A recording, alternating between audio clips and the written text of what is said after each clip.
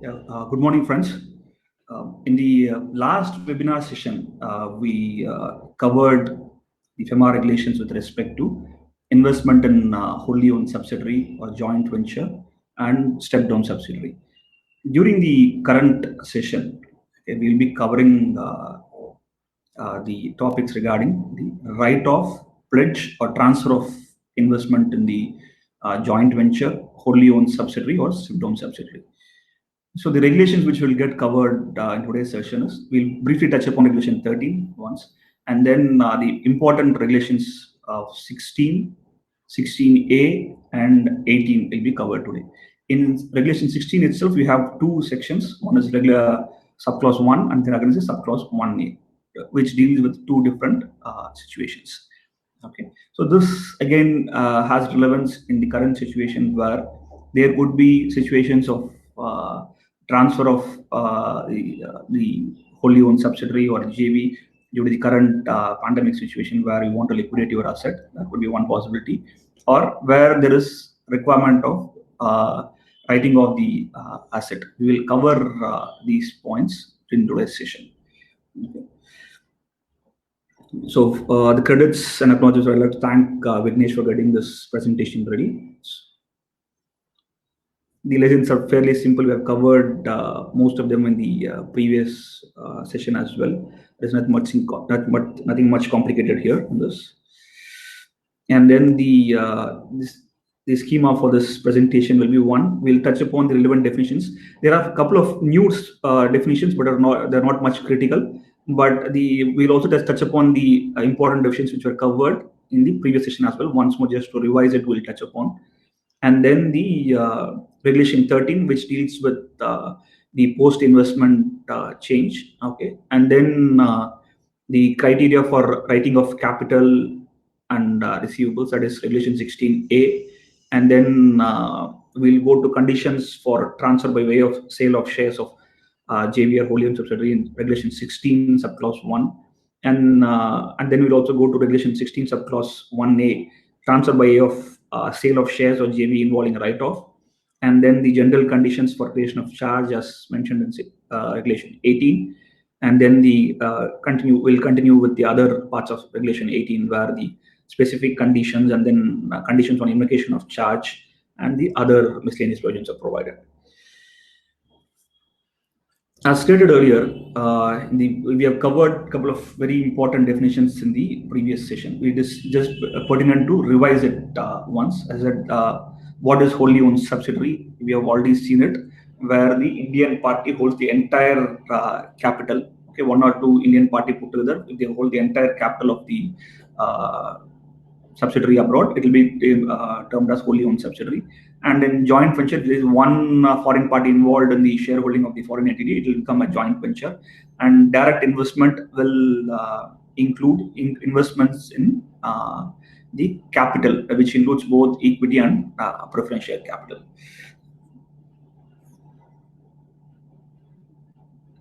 Yeah. So this is regulation 13 deals with post-investment changes in the joint venture or the wholly owned subsidiary. This also, some of the points which here also as well were covered in the previous session. As we discussed in the previous session, the JV or wholly owned subsidiary, in case of an Indian party, it is allowed under the automatic route itself to set up a step-down subsidiary. And this once the decision is taken to set up the step-down subsidiary, you have to intimate the RBI within 30 days from the date on which the concerned authority of the company takes a decision to set up a step-down subsidiary, and the APR, including the step-down subsidiary, has to be filed with the AD. This is fairly simple. It's not much complicated than this. And coming to the most critical parts of this session, okay, the first part is we will be dealing first with 16A, and then we'll go to 16 subclause 1 and 1A. So the criteria for writing of capital and receivables. See, the regulation starts off saying that the Indian promoters who have set up wholly owned subsidiary or holding at least 51% in any overseas JV may write off capital or other receivables up to an amount equivalent as mentioned in the below criteria. So when it starts off the regulation, the words are used as Indian promoters. But when you see the conditions below it, the conditions are given only for a listed company and an unlisted company. What it indicates is the other Indian parties. That is, as we seen in the last session, Indian party definition includes companies as well as LLP or registered partnership firms and any other entities as listed down by RBI. So in this case, though they have used the words Indian promoters at the start of the regulation, okay, but when you come to the conditions part, they have given the criteria only for listed companies and unlisted companies. It precisely says that, so it precisely indicates that the other parties, okay, other Indian parties like the LLPs or the registered partnership firm, if in case of requirement of writing of capital, cannot be done under the automatic route, okay, and they have to approach the RBI and get the permission before writing off in case of any necessity to do as such. Okay, and here I said the regulation 16 says the writing off of capital. Again, to remind you once more, that capital includes both equity and preference shares.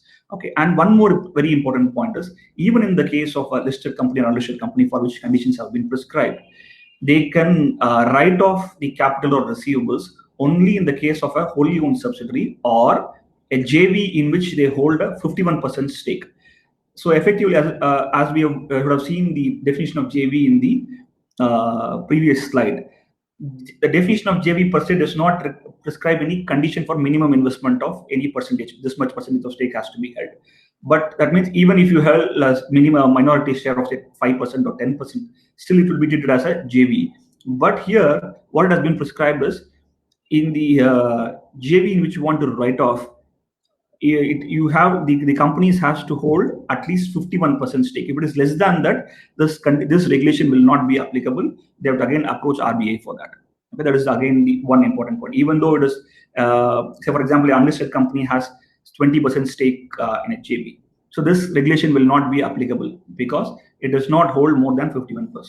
Okay, so the it has to hold more than 51% stake to write off the investment.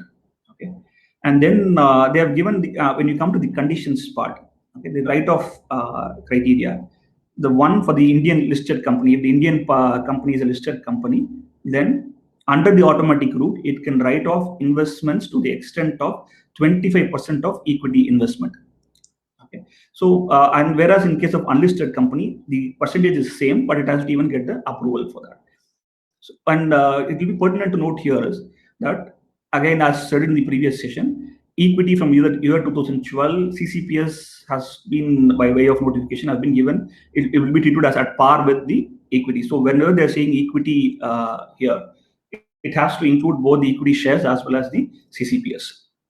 Okay, and next, this is an example where A holds 51% stake in B, and its investment in A is they have invested in equity shares up to 50 crores, preference CCPS up to 50, and other receivables around 20. Total is 120 that has been invested in B, and out of which they can write off 25% of the equity investment. That is 50 crores of equity plus 50 crores of CCPS, both put together 100 crores. On that 25%, up to the extent of 25 crores, they can write off the capital or other receivables.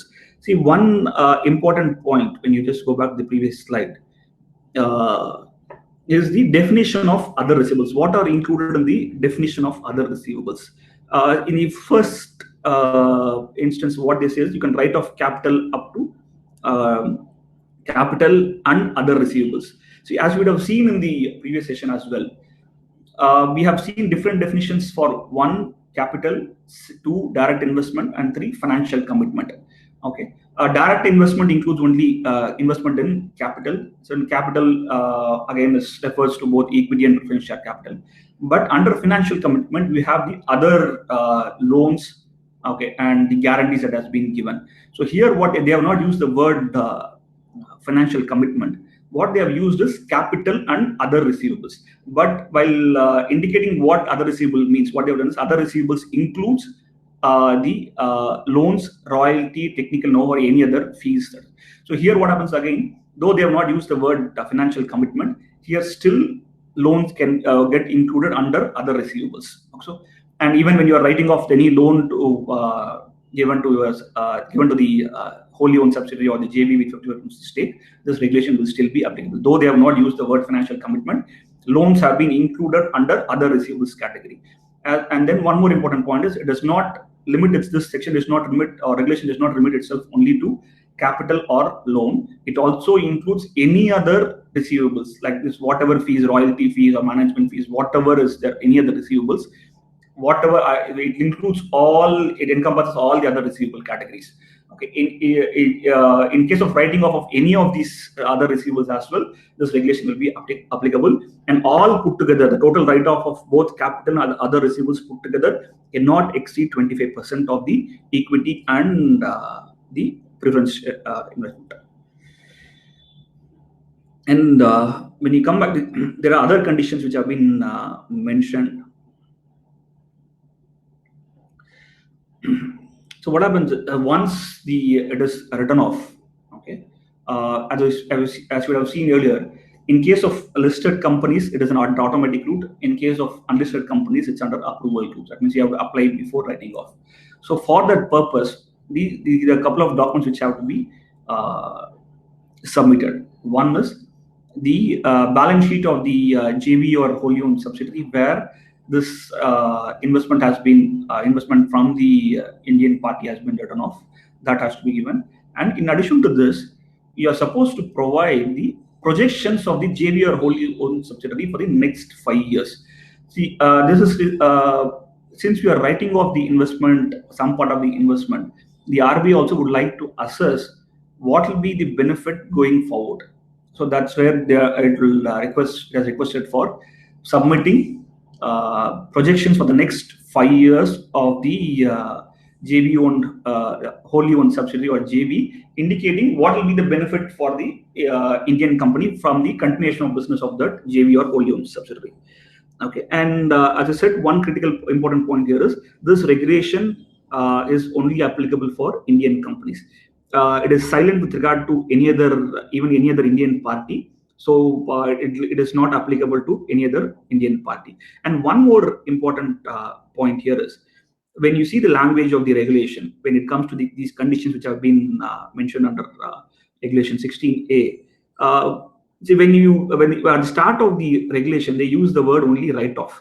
So that means the regulation starts off saying that the Indian promoters who have invested in the wholly owned subsidiary or the JV with 51% stake shall be allowed to write off the capital. That is the wordings. That is the language of the regulation at the starting point.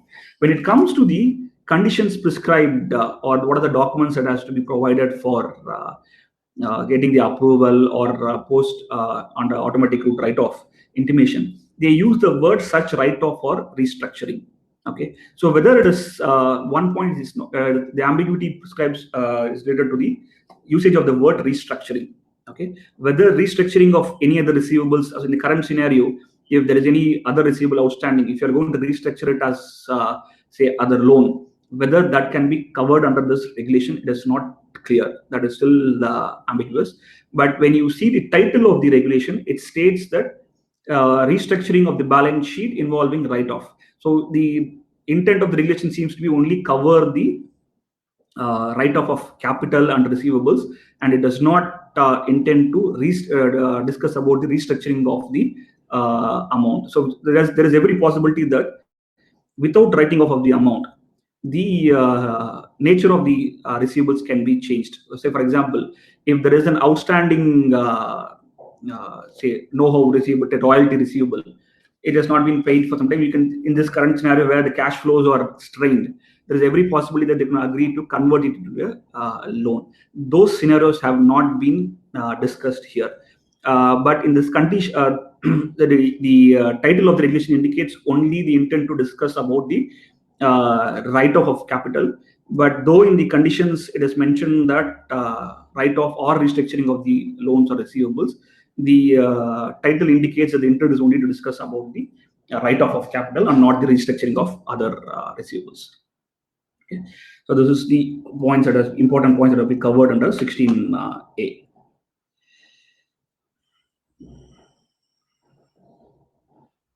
So now coming to the clauses regulations regarding transfer by way of sale of shares of JV or wholly owned subsidiary. Covered regulation 16.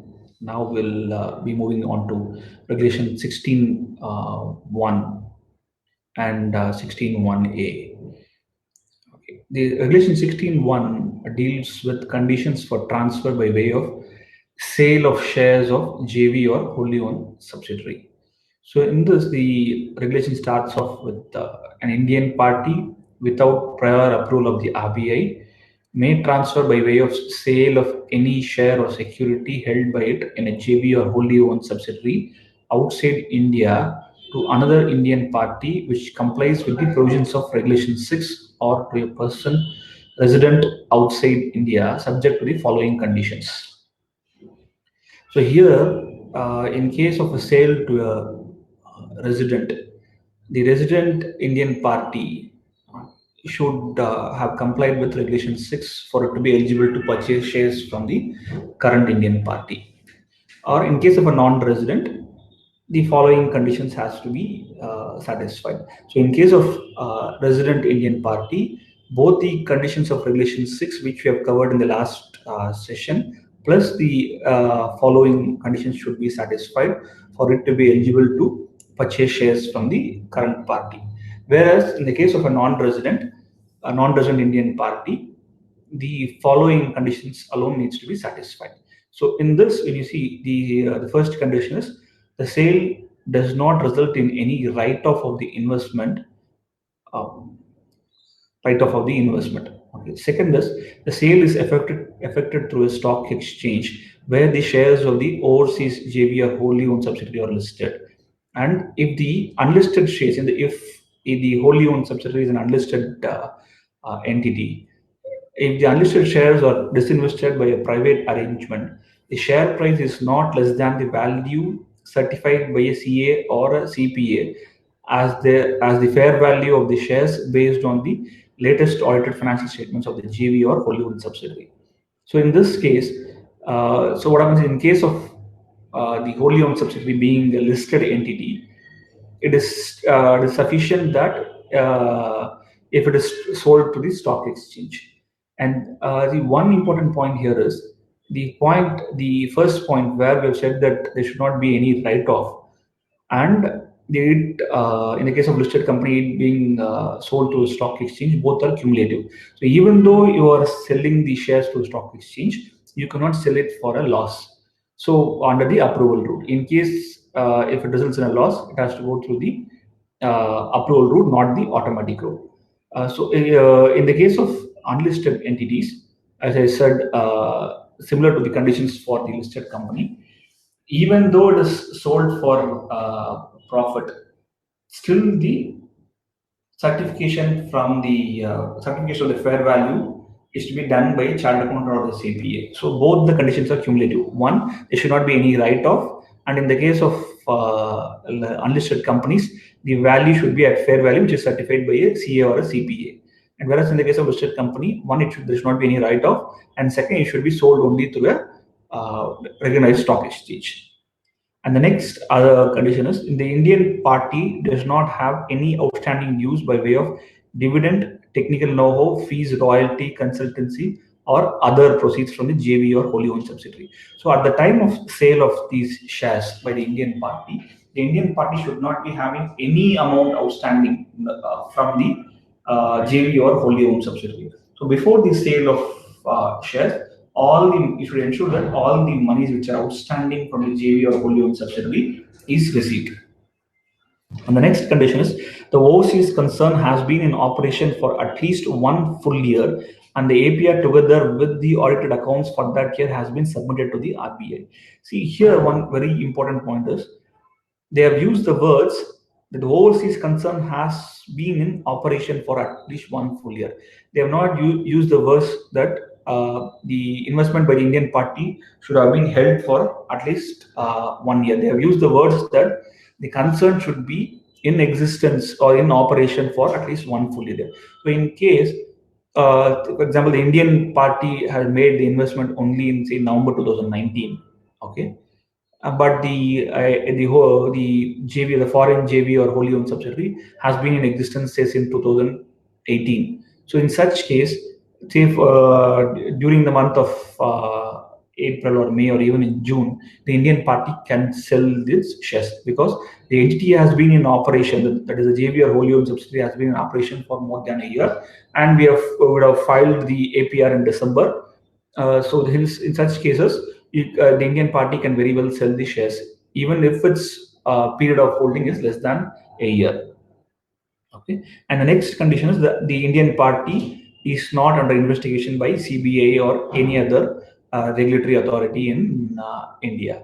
So one other important point is the regulation as such uses the word only in case of that write-off of the investment. It uses the words investment. It does not use the word financial commitment. But if you see the master direction, they have included the word or investment or financial commitment while discussing about that clause. So, as we have seen earlier in the last session, financial commitment also includes loans and other guarantees and stuff. So, in such cases, so we should interpret in such a way that there should not be any write-off at the time of sale of both the investment, that is in the capital of both equity or the preference shares, and also the loan given to the JV or wholly owned subsidiary. So in case of any write-off, it has to come to the approval route. It is not able for it to be transferred under an automatic route. Now coming to regulation 16.1a. Here, when you the title which were given to the this regulation 16.1a is as per the master direction, where they have used the words transfer involving write-off. Those words have been used. But whereas if you see the regulation, there is no separate title for regulation 16.1a. It is still part of regulation 16, where the title is only transfer of shares of JV or wholly owned subsidiary. And going forward, I'll explain you what is the importance of this one. And the regulation starts off saying that the situation of transfer of by way of sale of shares involving write-off arises when the amount repatriated after disbursement is less than the original amount invested. But the key point here is the regulation, as I said, does not use the word write-off. It says whenever the transfer involves a situation where the amount repatriated after disbursement is less than the original amount invested. So it does not use the word write-off. Here, there are certain examples, there are certain peculiar situations where these words could be of high importance. That will be explained once we move forward with the other points. Okay, so in such case, the Indian party, without prior approval of the RBI, disinvest in the following cases. So where the amount repatriated after the disinvestment is less than the original amount, even in the following cases, the Indian party can transfer the shares under the automatic route. In any other case, it has to go to the approval route. So again, I'm reiterating the point that in a situation where the amount repatriated after disinvestment is less than the original amount invested, in the following cases, the Indian party can transfer the shares under automatic route. If any of these conditions are not satisfied, it has to go through the approval route. Okay. So now we'll see what are the conditions. So the first condition is in case where the JV or wholly owned subsidiary is listed this overseas stock exchange, and in such case you need not you can go through the approval route. And next is in cases where the Indian parties are listed on a stock exchange in India and has a net worth of not less than rupees 100 crores. So in case of the Indian party being a listed company with net worth of more than 100 crores, in such case as well it can do under the automatic route.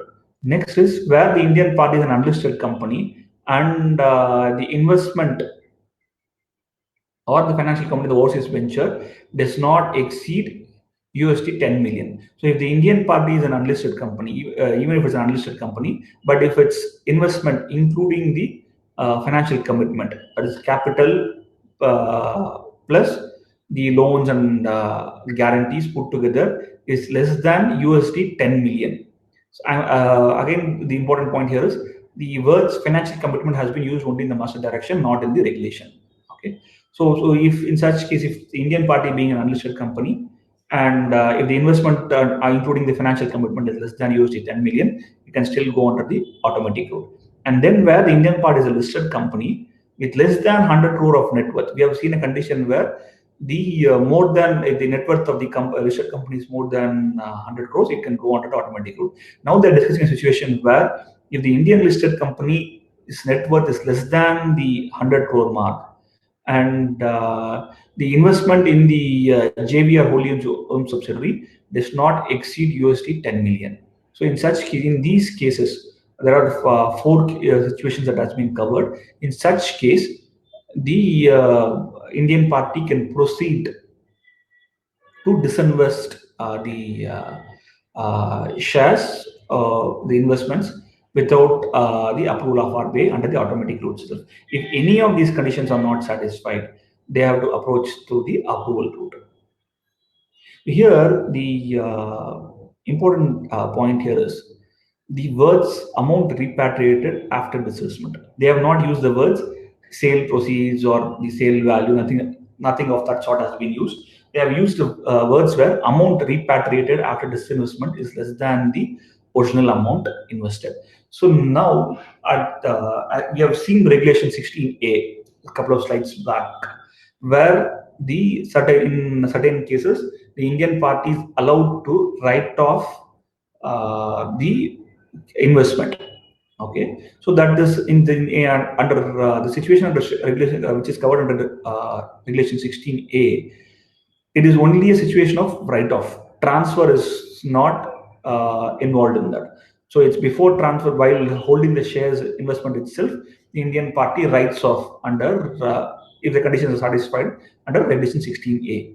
And now here in this regulation 16(1)(a), what they are contemplating is a situation where the amount repatriated after disinvestment, okay, is less than the original investment.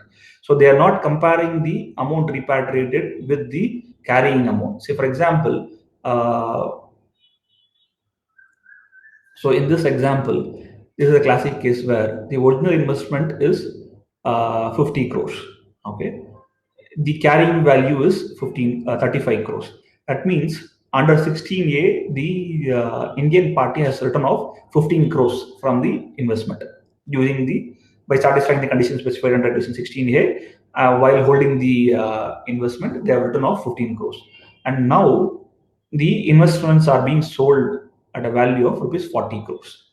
If you see here, the sale proceeds or the amount that is going to be repatriated is more than the carrying value, but it is less than the original investment of 50 crores. So in such circumstances as well, in this scenario as well, where the amount, the sale proceeds or the amount to be repatriated after disinvestment is greater than the carrying value, but less than the original investment, in such cases,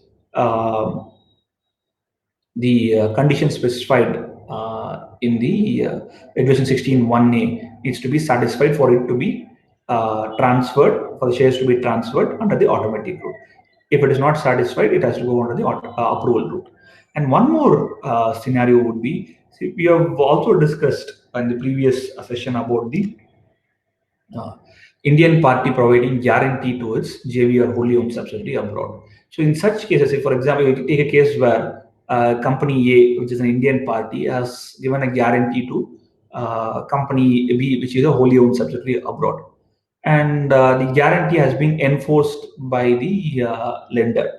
Okay, in such case, or in a case where, in another case would be where the Indian party has pledged the shares of the wholly owned subsidiary abroad, and the pledge has been enforced, pledge or charge has been enforced by the overseas lender.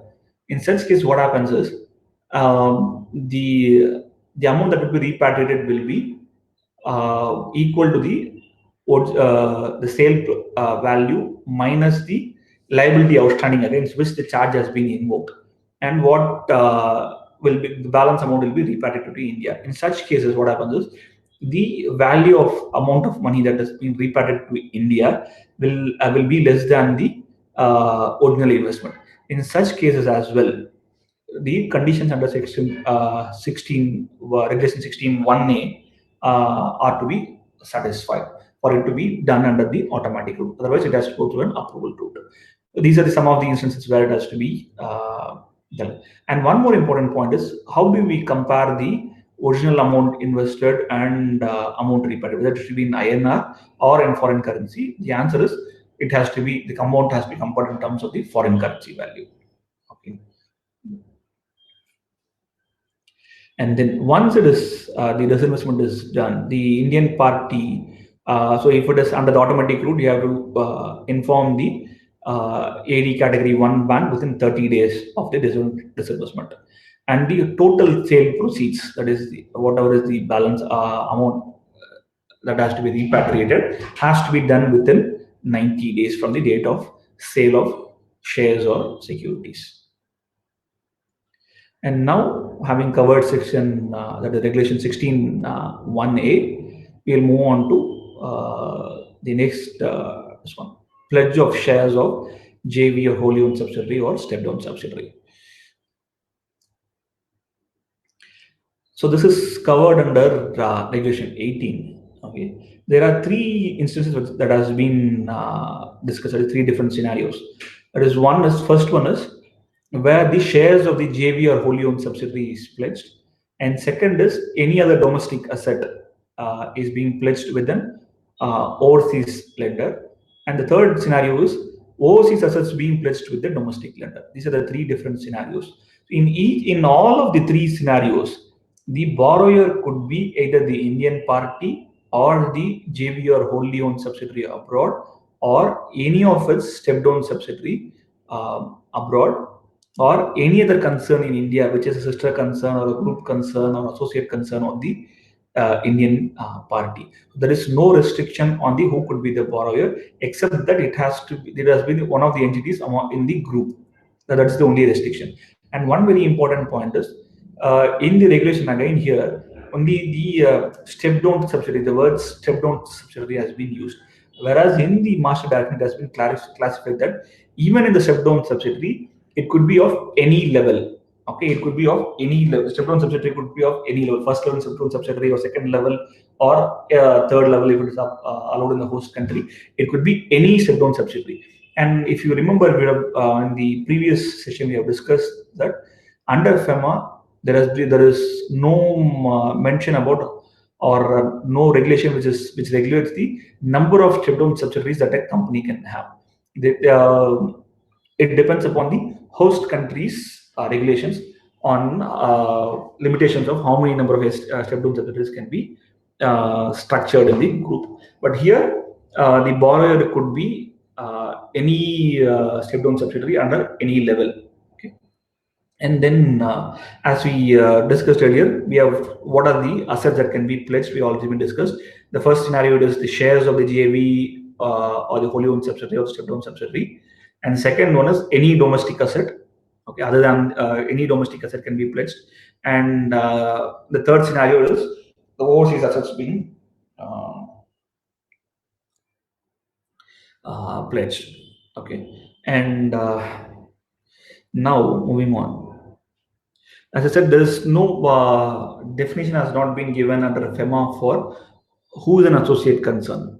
Okay, so when we refer to the Companies Act, it says that where the company has a significant influence over the other company, but it is not a subsidiary, then such companies would be called as associate companies. Okay, for the significant influence is said to be 21% of voting power.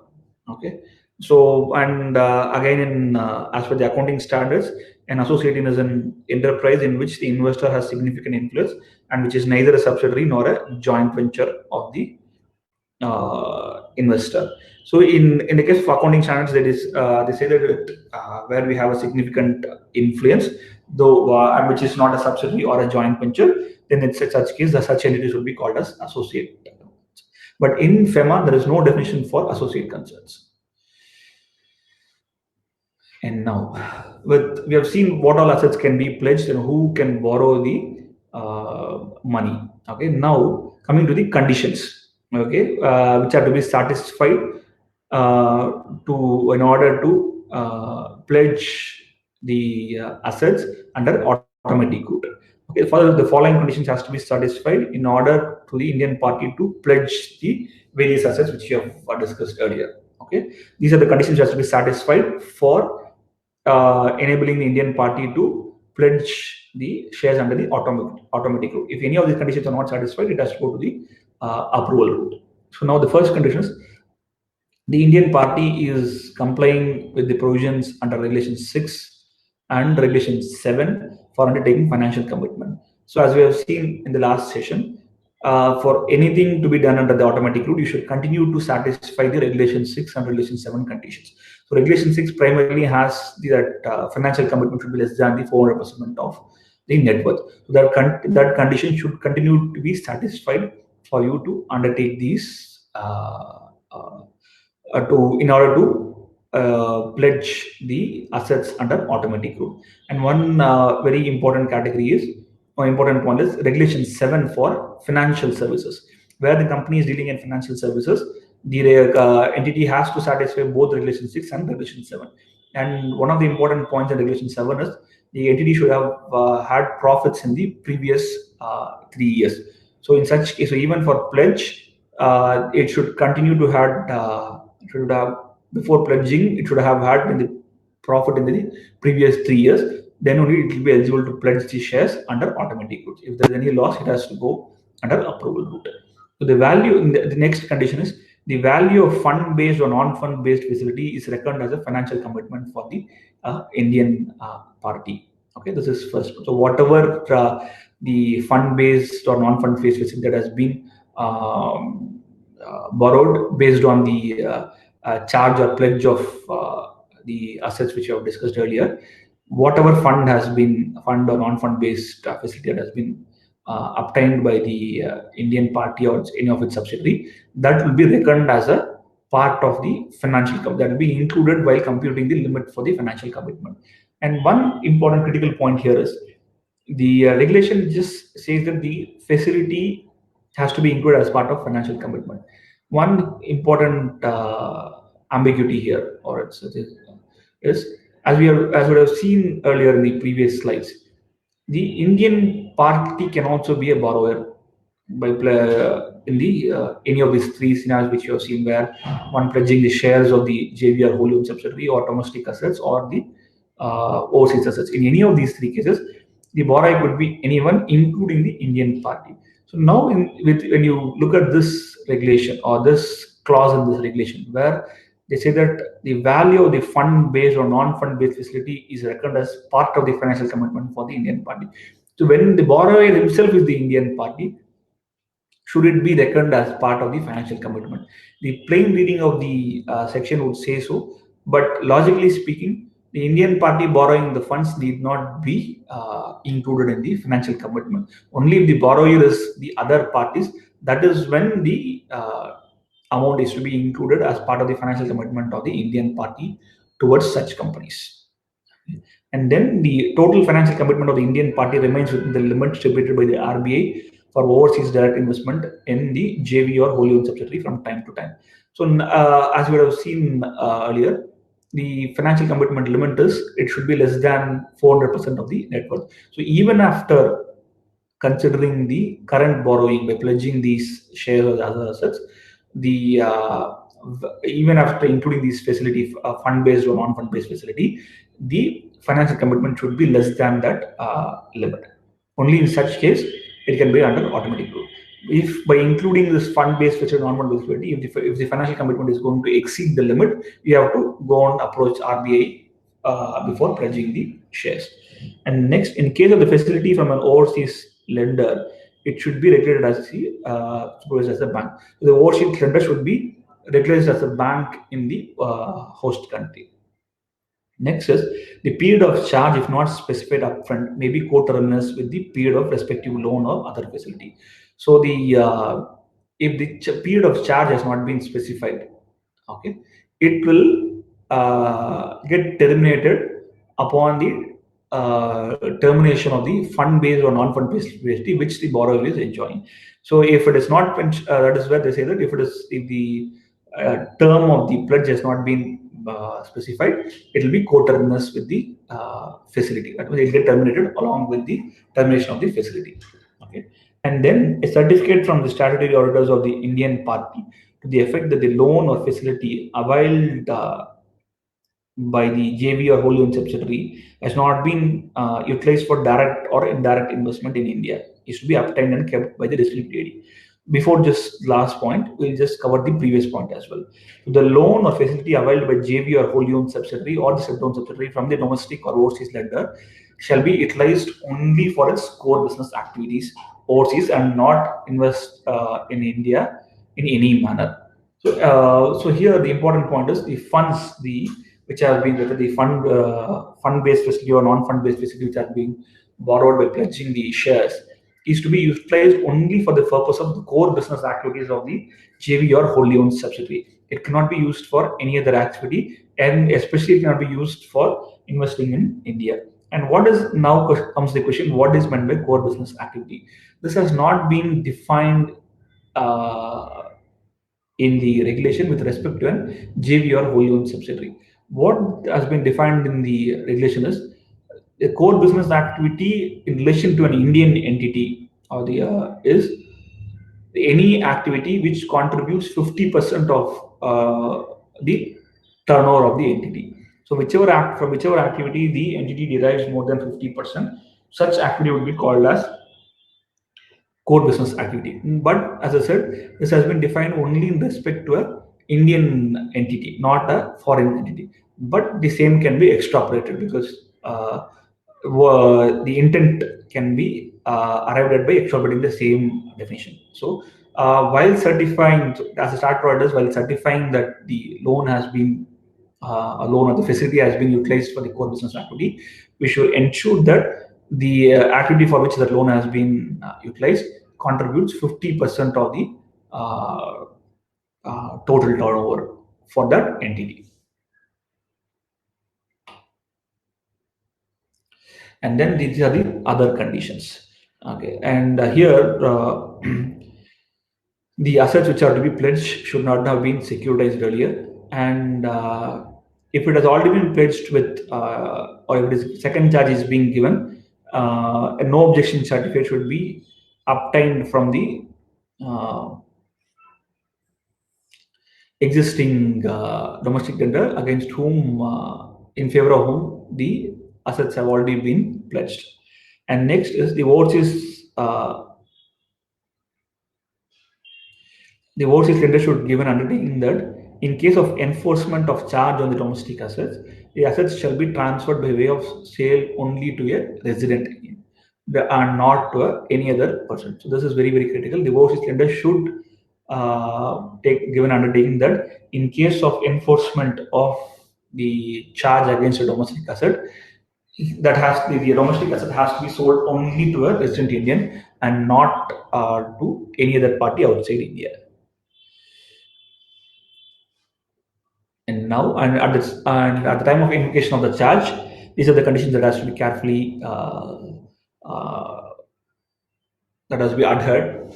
Okay, so the invocation of charge resulting in the domestic lender acquiring the shares of the overseas JV or wholly owned subsidiary or subsidiary shall be governed by the FEMA provisions. Okay, because see, once, for example, if you pledge the shares of the JV or wholly owned subsidiary with the domestic lender, and because of default the charge is enforced, in such cases what happens is the assets will be transferred to the name of the domestic lender. In such cases, FEMA provisions has to be satisfied while enforcing the charge.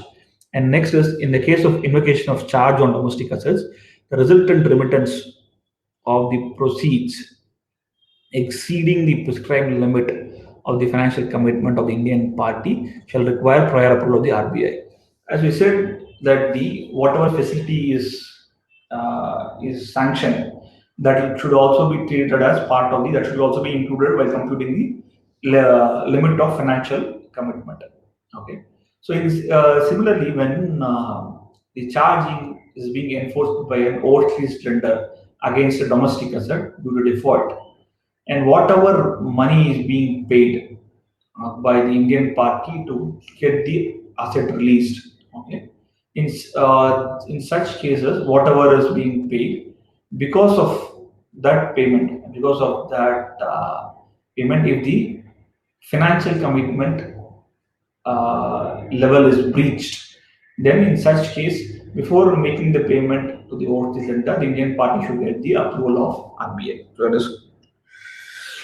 Next is the invocation of charge resulting in the domestic lender acquiring the overseas assets shall require prior approval of the RBI. As stated earlier, we have stated earlier that the domestic lender will be governed by the FEMA provisions. Now it is being said that while invoking the charge and taking out the shares of the overseas entity from the Indian party via enforcing the charge, and in such case, prior approval of RBI has to be obtained. And next, wherever creation of charge involves pledge of shares of an Indian company, it should also be governed by the extent of FEMA provisions regulations issued by the RBI, and the consolidated FDA policy issued by the government of India from time to time has to be satisfied. So now we have seen the conditions to be satisfied while the domestic lender enforces charge against the overseas asset, okay, or foreign asset, and including the shares of the JV or wholly owned subsidiary. Similarly, when an overseas lender enforces charge against the domestic asset, which involves shares of an Indian company, then in such case, by enforcing the charge and taking over the shares, in such case, the overseas lender should satisfy the FDA norms, which are specified from time to time. So whatever is the sectoral limits or conditions specified in the FDA, all those things have to be satisfied by the overseas lender while invoking charge against the Indian company's shares.